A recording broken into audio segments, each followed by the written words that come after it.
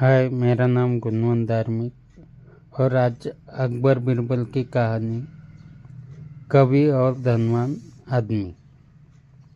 एक दिन एक कवि किसी धनी आदमी से मिलने गया और उसे कई सुंदर कविताएं इस उम्मीद के साथ सुनाई कि शायद वह धनवान खुश होकर कुछ इनाम जरूर देगा।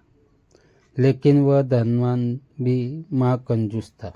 बोला, तुम्हारी कविताएं सुनकर दिल खुश हो गया, तुम कल फिर आना, मैं तुम्हें खुश कर दूंगा।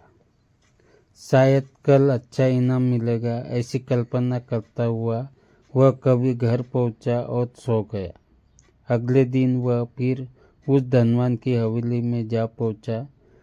धनवान बोला, सुनो कवि महाशय, जैसे तुमने मुझे अपनी कविताएं सुनाकर खुश किया था, उसी तरह मैं भी तुमको बुलाकर खुश हूँ।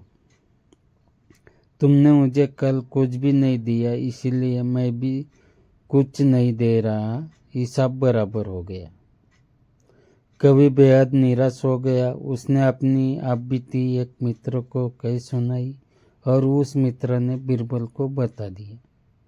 सुनकर बिरबल बोला, अब जैसा मैं कहता हूँ वैसा करो। तुम उस धनवान से मित्रता करके उसे खाने पर अपने घर बुलाओ।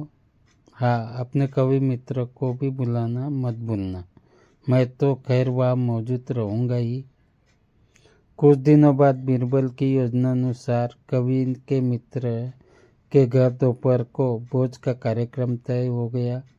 नियत समय पर वह धनवान भी आ पहुंचा। उस समय बिरबल, कवि और कुछ अन्य मित्र बातचीत में मशगूल थे। समय गुजरता जा रहा था, लेकिन खाने पीने का कोई नामो निशान न था। वे लोग पहले की तरह बातचीत में व्यस्त थे। धनवान की बेचैनी बढ़ती जा रही थी।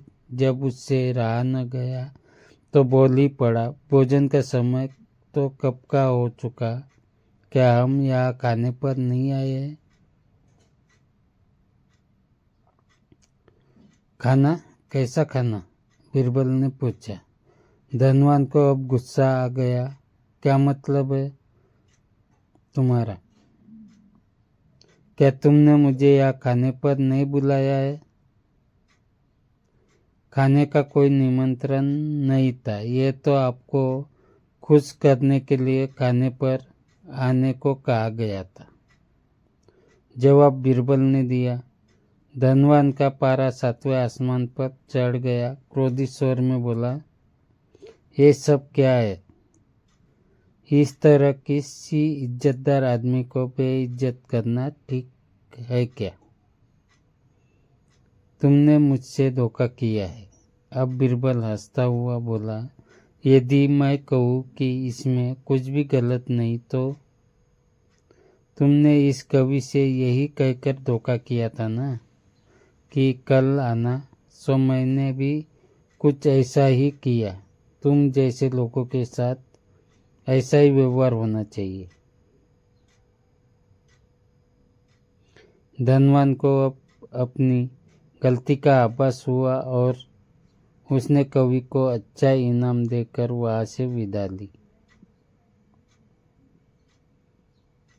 वहां मौजूद सभी बिरबल को प्रशंसा भरी नजरों से देखते लगे।